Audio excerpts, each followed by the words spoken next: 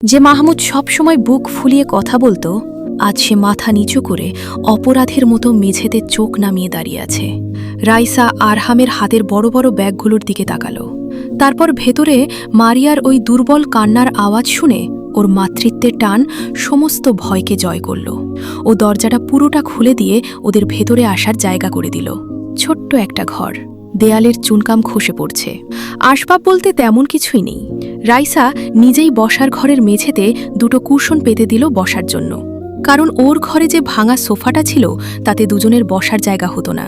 আরহাম চৌধুরী ব্যাগগুলো টেবিলের ওপর রেখে বললেন, যখন আপনার মেসেজটা ভুল করে আমার নাম্বারে আসে তখন আপনার পরিস্থিতিটা আমি জানতে পারি, তাই যা যা প্রয়োজন আমি নিজেই কিনে এনেছি। এই যে আপনার মেয়ের জন্য 4 কৌটো ল্যাকটোজেন দুধ, ডায়াপার, আর আপনাদের পুরো মাসের দরকারি চাল ডাল সবজি। আর আপনি যে 1000 টাকা চেয়েছিলেন সেটা এই খামে আছে, সাথে কিছু বাড়তি টাকাও আমি দিয়েছি, যা আপনাকে কোনোদিন ফেরত দিতে হবে না।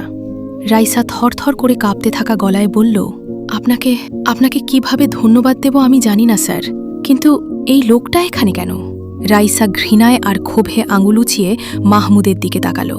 মাহমুদ এতক্ষণ চুপ করেছিল, এবার সে খুব নিচু আর অপরাধ বোধে জড়ানো গলায় বলল, আমি এখানে নিজের পাপের প্রায়শ্চিত্ত করতে এসেছি রাইসা। আরহাম স্যারের সামনে আর তোমার সামনে দাঁড়িয়ে নিজের সব দোষ স্বীকার করতে এসেছি। রাইসার ভেতরে চেপেরে রাখা সব ক্ষোভ এক মুহূর্তে ফেটে পড়ল। স্বীকার করতে এসেছেন? আপনি না নিজে দাঁড়িয়ে থেকে আমাকে চোর সাজিয়ে চাকরি থেকে বের করেছিলেন? আপনি না সবাইকে বলেছিলেন আমি কোম্পানির টাকা আত্মসাৎ করেছি? আপনার ওই একটা মিথ্যে অপবাদের জন্য গত 3 মাস আমি আর আমার দুধের বাচ্চাটা না খেয়ে মরার উপক্রম হয়েছি। মাহমুদ হাসান মাথাটা আরও নিচু করে বলল, আমি চরম কাপুরুষতা করেছি রাইসা। তুমি অডিটের সময় যে কোটি কোটি টাকার বেআইনি লেনদেন ধরেছিলে ওটা আসলে আর আমাদের সাবেক ম্যানেজিং ডিরেক্টরের যৌথ কারসাজি ছিল।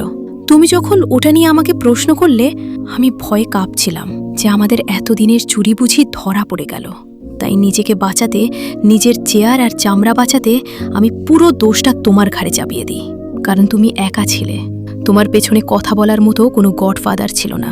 ঠিক তখনই আরহাম চৌধুরী শান্ত গলায় বললেন, যখন আমার পিএ আপনার পুরো ব্যাকগ্রাউন্ড চেক করল তখনই আমি বুঝলাম যে ডকুমেন্টস দেখিয়ে আপনাকে ফায়ার করা হয়েছিল সেগুলোতে অনেক ফাঁকফোকর আছে। একটা বড় কোম্পানির অডিট রিপোর্টে এত কাঁচা জালিয়াতি আমার চোখ এড়ায়নি। ফাইলের পাতাগুলো থেকে চোখ তুলে রাইসা আরহাম চৌধুরীর দিকে তাকালো। ওর চোখের কোণ বেয়ে তখনও জল গড়িয়ে পড়ছে। মিশ্র এক আবেগ আর চরম বিস্ময়ে রাইসা কাপা গলায় বলল, আপনাকে কিভাবে ধন্যবাদ দেব আমি জানি না আরহাম স্যার। আমি ভেবেছিলাম আমার জীবনের সব রাস্তা বুঝি বন্ধ হয়ে গেছে। কোনোদিন যে এই সত্যিটা সবার সামনে আসবে সেই আশাই আমি ছেড়ে দিয়েছিলাম। নিয়তিকে মেনে নিয়ে শুধু ভাবতাম এই ছোট্ট বাচ্চাটাকে আমি কিভাবে বাঁচাবো। আরহাম চৌধুরী ঠোঁটের কোণে এক চিলতে দয়াশীল হাসি ফুটিয়ে বললেন, আমি কোনো দয়া দেখানোর জন্য বা নিজের সুখ্যাতি কুড়ানোর জন্য এটা করিনি রাইসা। আমি একদম ছোটবেলা থেকে অভাব, অনাহার আর অবহেলার কষ্ট দেখে বড় হয়েছি। আমার মা কতটা কষ্ট করে আমাকে বড় করেছেন সেটা আমি খুব ভালো করেই জানি। সেদিন থেকে আমি প্রতিজ্ঞা করেছিলাম, যেদিন আমার সামর্থ্য হবে সেদিন থেকে সত্যিকারের অভাবী মানুষের পাশে আমি দাঁড়াবো। আর আমি মনে প্রাণে বিশ্বাস করি সত্যের জয় একদিন হবেই। এরপর আরহাম চৌধুরী মাহমুদের দিকে ঘুরে দাঁড়ালেন। ওর গলার স্বর এবার বেশ কঠোর আর গম্ভীর হয়ে উঠল। মাহমুদ সাহেব, আপনি যে কাজটা করেছেন তা স্রেফ অন্যায় নয়, ওটা একটা জঘন্য অপরাধ। এর জন্য আপনার কঠিন শাস্তি আর জেল হওয়া উচিত ছিল। কিন্তু যেহেতু আপনি নিজে এসে নিজের অপরাধ স্বীকার করেছেন এবং রাইসার ঋত সম্মান ফিরিয়ে দিতে সব প্রমাণ সাথে এনেছেন, তাই আইনগত ব্যবস্থা আমি এখন নিচ্ছি না। তবে শর্ত একটাই, রাইসার পাওনা প্রতিটা অধিকার এবং ওর হারিয়ে যাওয়া সম্মান আপনাকে সম্পূর্ণভাবে ফিরিয়ে দিতে হবে। মাহমুদ হাসান দ্রুত মাথা নেড়ে অপরাধী মতো বলল, আমি কথা দিচ্ছি স্যার, রাইসা যা বলবে আমি তাই করতে রাজি আছি। আগামীকালই আমি রাইসাকে নিয়ে আমাদের হেড অফিসে যাব। সব রেকর্ড সংশোধন করে ওর ওপর থেকে চুরির অপবাদ সম্পূর্ণ মুছে দেব। অফিসিয়ালি নোটিশ জারি করে ওর সততার কথা সবাইকে জানানো হবে। আর এই 3 মাস ও যে আর্থিক ক্ষতির মুখোমুখি হয়েছে, ওর মানসিক কষ্টের যে ধকল যাচ্ছে তার পুরো ক্ষতিপূরণ আমি নিজের পকেট থেকে দেব। সেই সাথে ওর কেরিয়ারের জন্য একটা স্ট্রং রেকমেন্ডেশন লেটার আমি রেডি করে দেব, যাতে ও আরও ভালো কোনো প্রতিষ্ঠানে উচ্চ পদে যোগ দিতে পারে। রাতের বাকি সময়টা ওরা 3 জন মিলে পুরো বিষয়টি কিভাবে গুছিয়ে নেওয়া যায় তা নিয়ে বিস্তারিত আলোচনা করল। গত ৩ মাসের মানসিক যন্ত্রণার পর আজ প্রথমবার রাইসার বুকে এক অদ্ভুত শান্তি আর নিরাপত্তার অনুভূতি ফিরে এলো। ও ঘরের কোণে থাকা ছোট বিছানাটার দিকে তাকালো। ওর ছোট্ট মেয়ে মারিয়া এখন একদম নিশ্চিন্তে শান্তিতে ঘুমাচ্ছে। রাইসা বুঝতে পারল ওর জীবনের ভাগ্যলিপি আজ এক নতুন দিকে মোড় নিয়েছে। চলে যাওয়ার আগে আরহাম চৌধুরী ওর ব্যক্তিগত সহকারীর ফোন নাম্বার একটা কাগজে লিখে রাইসার হাতে দিলেন। যে কোনো সমস্যা হলে বা যে কোনো কিছুর প্রয়োজন হলে, ছোট কিংবা বড়, দ্বিধাবোধ না করে এই নাম্বারে একটা কল দেবেন। আমরা আপনার পাশে আছি। আজ থেকে আর কোনো চিন্তা করবেন না।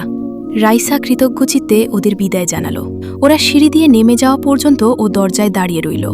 তারপর দরজা বন্ধ করে লিভিং রুমের মেঝেতে এসে বসল। টেবিলের ওপর রাখা সেই প্রমাণপত্র ভর্তি ফাইল, একগাদা বাজারের ব্যাগ আর খাম ভর্তি টাকাগুলোর দিকে তাকিয়ে রাইসার মনে হলো এই মাঝরাত থেকেই ও জীবনের এক নতুন ভোর শুরু হলো।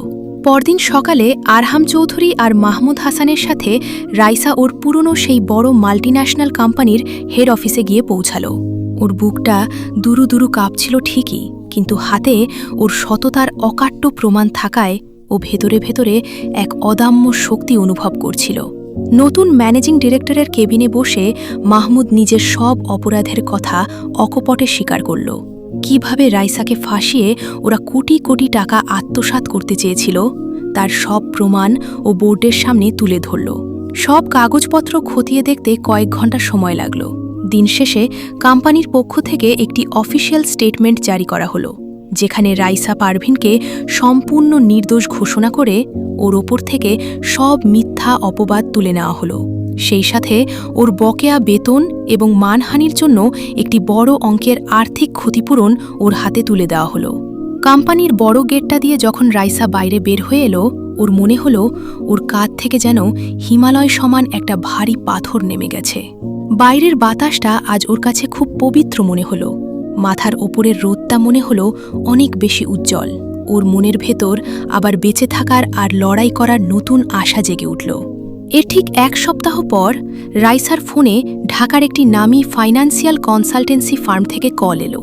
ওরা রাইসাকে ওখানকার চিফ অ্যাকাউন্ট্যান্ট বা প্রধান হিসাবরক্ষক পদের জন্য অফার করল, যার বেতন ওর আগের বেতনের দ্বিগুণেরও বেশি। সাথে ছিল রাইসা আর ওর মেয়ের জন্য সম্পূর্ণ মেডিকেল ইন্স্যুরেন্স সহ চমৎকার সব সুযোগ সুবিধা। রাইসা যখন অবাক হয়ে জিজ্ঞেস করল যে ওরা ওর সন্ধান কিভাবে পেল, তখন ওপাশ থেকে জানানো হলো স্বয়ং আরহাম চৌধুরী ওর সততা আর দক্ষতার গ্যারান্টি দিয়ে এই পদের জন্য রাইসার নাম সুপারিশ করেছেন। নতুন চাকরিতে যোগ দিল রাইসা। ধীরে ধীরে ওর জীবনটা একটা সুন্দর ছন্দে ফিরে এলো। বাড়ির বকেয়া ভাড়া মিটিয়ে দিয়ে ও কিছুদিন পর মিরপুরের ওই ভাঙাচোরা বাসাটা ছেড়ে গুলশানের কাছাকাছি একটা সুন্দর, নিরাপদ আর আলো বাতাসে ভরা ফ্ল্যাটে চলে গেল, যেখানে ওর মেয়ে মারিয়া একটা সুস্থ, সুন্দর পরিবেশে বড় হতে পারে। সময়ের সাথে সাথে রাইসার জীবনের সেই অন্ধকার দিনগুলো কেটে গেলেও ও কোনোদিন ভুল করে পাঠানো সেই একটা মেসেজের কথা ভুলতে পারেনি। কিভাবে এক কাল বৈশাখীর রাতে পাঠানো একটা ভুল মেসেজ ওর আর ওর মেয়ের জীবনের এক পরম আশীর্বাদ আর অলৌকিক ঘটনা হয়ে দেখা দিয়েছিল, তা ভেবে ও আজও শিউরে ওঠে। ও বুঝতে পেরেছিল সৃষ্টিকর্তা মানুষকে সাহায্য করার জন্য অলক্ষ্যে কত অদ্ভুত সব রাস্তা তৈরি করে রাখেন। আরহাম চৌধুরী অবশ্য এরপর আর কোনোদিন সামনে এসে কৃতিত্ব নেননি।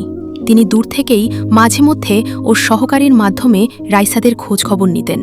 আর মাহমুদ হাসান ওর জীবনের এই কঠিন শিক্ষা থেকে সততা আর ন্যায়ের আসল মূল্য বুঝতে পেরেছিল। নিজের পাশের প্রায়শ্চিত্ত করতে সে ওর বাকি জীবনটা সৎ পথে চলার চেষ্টা করে গেছে। বহু বছর কেটে গেছে।